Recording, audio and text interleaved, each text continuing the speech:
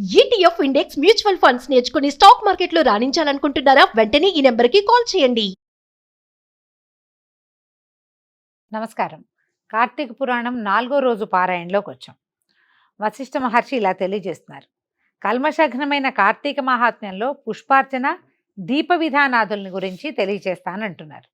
ఎలాంటి పువ్వులతో పూజ చేయాలో చెప్తారనమాట.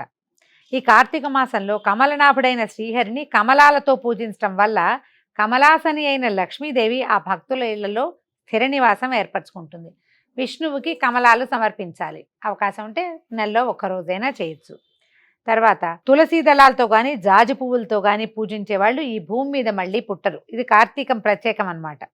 ఎవరైతే కార్తీకంలో పళ్ళని దానం చేస్తారో వాళ్ళ పాపాలు సూర్యోదయానికి చీకట్లాగా చెదిరిపోతాయి.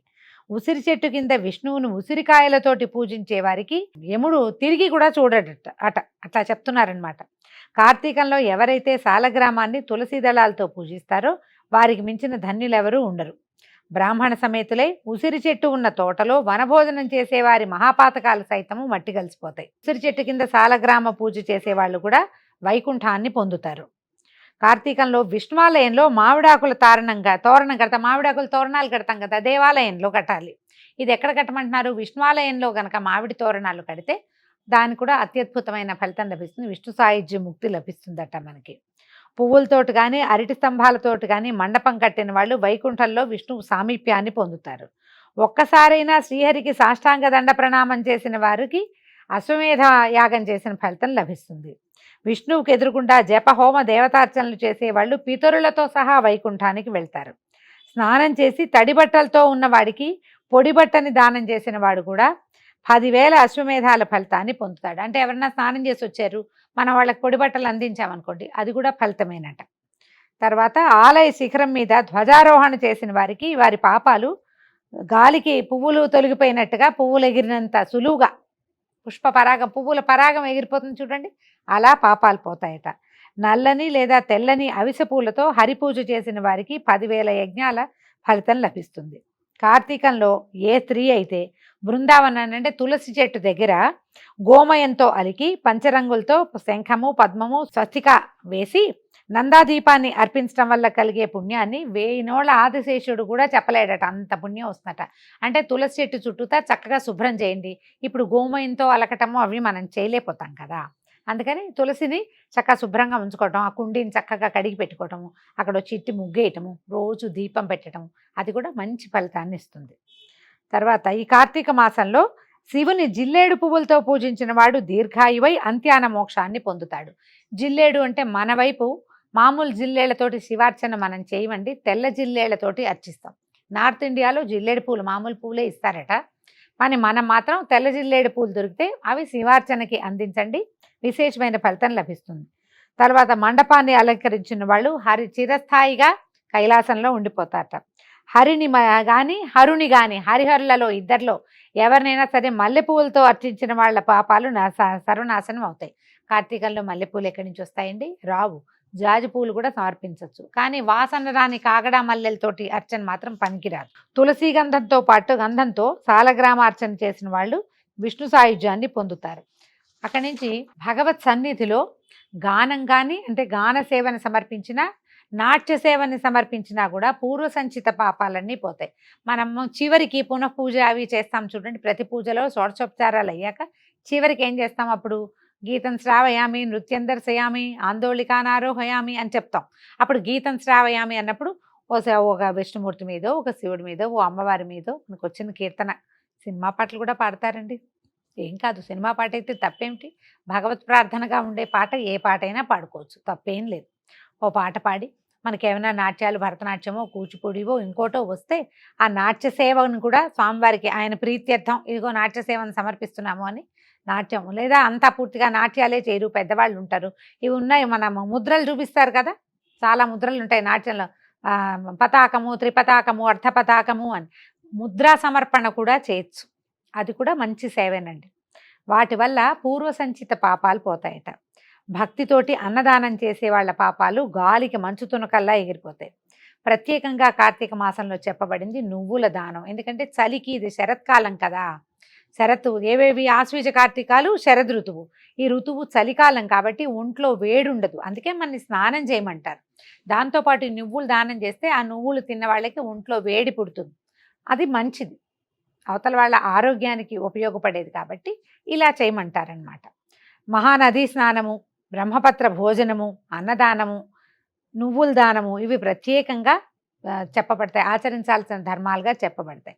స్నానదానాదులు ఆచరించని వాళ్ళు, లోభి అయి యథాశక్తిగా అన్నదానాదులు చేయని వాళ్ళు 100 జన్మలు కుక్కగా పుట్టి ఇంకంతే వాళ్ళ జీవితం, కుక్కలుగా పుడతారట. కార్తీక వ్రత శూన్యులు మరు జన్మలో గాడిదలుగా పుట్టి తర్వాత మరుజన్మలో గాడిద తర్వాత 100 సార్లు కుక్కగా కూడా పుడతారట. ఎంత బెదిరిస్తున్నారో చూడండి. ఇంతెందుకు, మనం ఏదో ఒకటి చేసుకుందాం, పురాణ శ్రవణం చేసినా చాలు. కార్తీక మాసంలో శ్రీహరిని కదంబ పుష్పాలతో పూజించిన వాడు సూర్యమండలం మీద నివసిస్తాట. ఇప్పుడు విరివిగా మనకు కనపడుతున్నాయండి కదంబ పుష్పాలు. ఇటీవల కాలంలో కదంబ వృక్షాల సముదాయాలుగా కనిపిస్తున్నాయి. చక్క పసుపచ్చగా గుండ్రంగా చిన్న లేత పసుపు తెలుపులో కనిపిస్తుంటే కదంబ పుష్పాలు దొరికితే దేవాలయంలో సమర్పించండి, చాలా మంచిది. కార్తీకంలో ఎవరైతే అవిసె పూల మాలను తాము ధరించి తదుపరి కొన్ని అవిసె పూల మాలికలతో శ్రీహరిని పూజిస్తే వాళ్ళు స్వర్గాధిపతులు అవుతారట. అవిసె పూలు మనకు దొరకవండి, పురాణాల్లో చెప్తున్నారు, ఒక దండం పెట్టుకుని విందాం.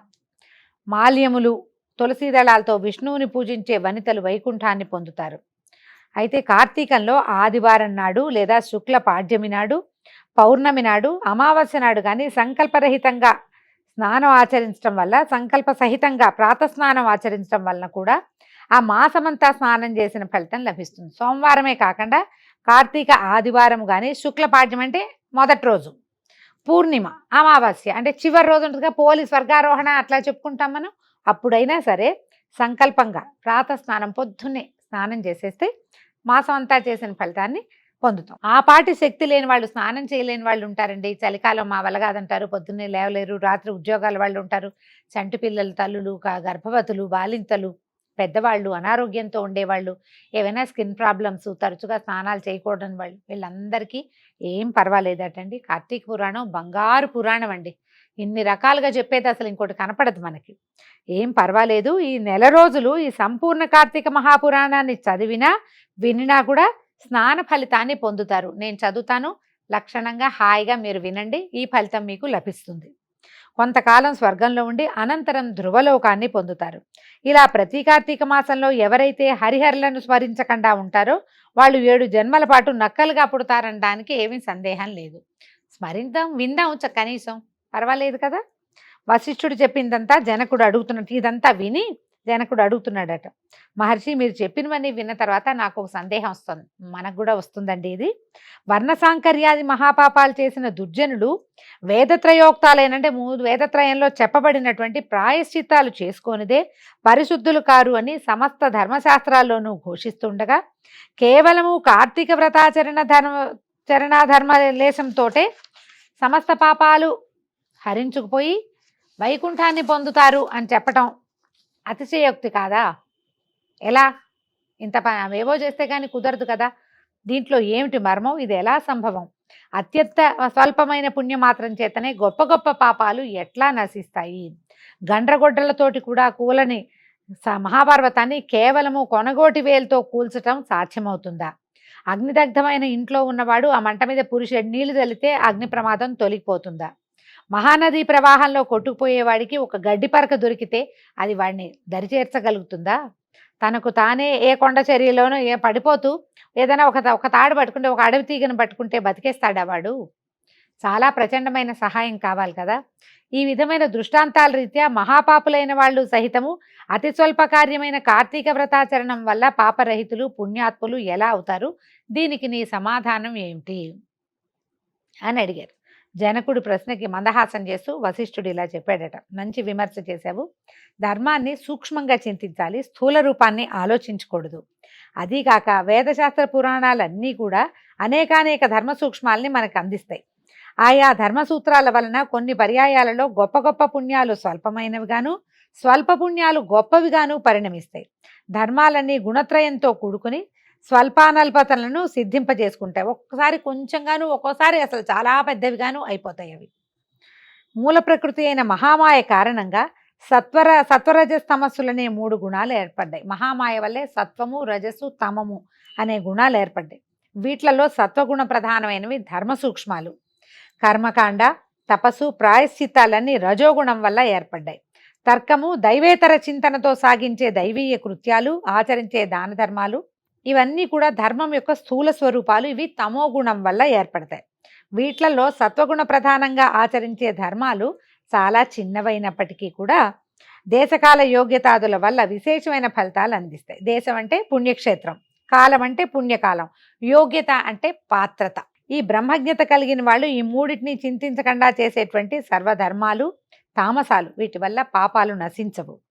కాబట్టి దేశకాల యోగ్యతలను విచారించి చేసేవే సత్వధర్మాలు.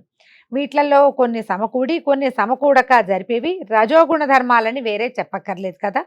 జనకరాజా, అన్నిటికీ కర్మయే మూలం.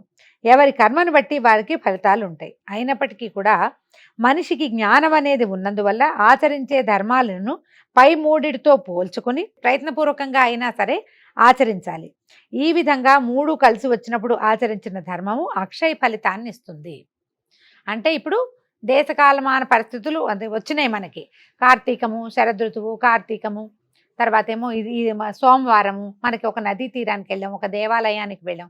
అలాంటి చోట ఏది చేసినా ఫలితం లభిస్తుందట. పర్వతం అంత ఎత్తున కట్టెల్ని పేర్చి వాటి మధ్యలో గురువి గింజంత చిన్నది అగ్నికణాన్ని ఉంచితే ఆ అగ్నికణం ఆ కట్టెల్ని ఎట్లా కాల్చేస్తుందో, సువిశాలమైన నట్టింట పెట్టిన నలుసంత దీపం ఆ ఇంటి చీకట్లను ఎలా తొలగిస్తుందో, గుండిగడు మురికి నీళ్ళని ఒక ఇండుపు గింజ ఎలా శుభ్రపడుతుందో, అదేవిధంగా తెలిసి కానీ తెలియక కానీ పుణ్యకాలంలో పుణ్యక్షేత్రంలో పుణ్యమూర్తుల వలన ఆచరించే ధర్మము అనంత పాపాలని దగ్ధం చేసి మోక్షానికి మార్గాన్ని చూపిస్తుంది.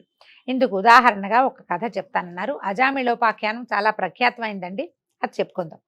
బహుకాల పూర్వము కన్యాకుబ్జంలో అనే క్షేత్రంలో సార్థక నామధేయుడైన సత్యనిష్ఠుడనే బ్రాహ్మణుడికి అజామిళుడు అనే ఒక కుమారుడు ఉండేవాడు.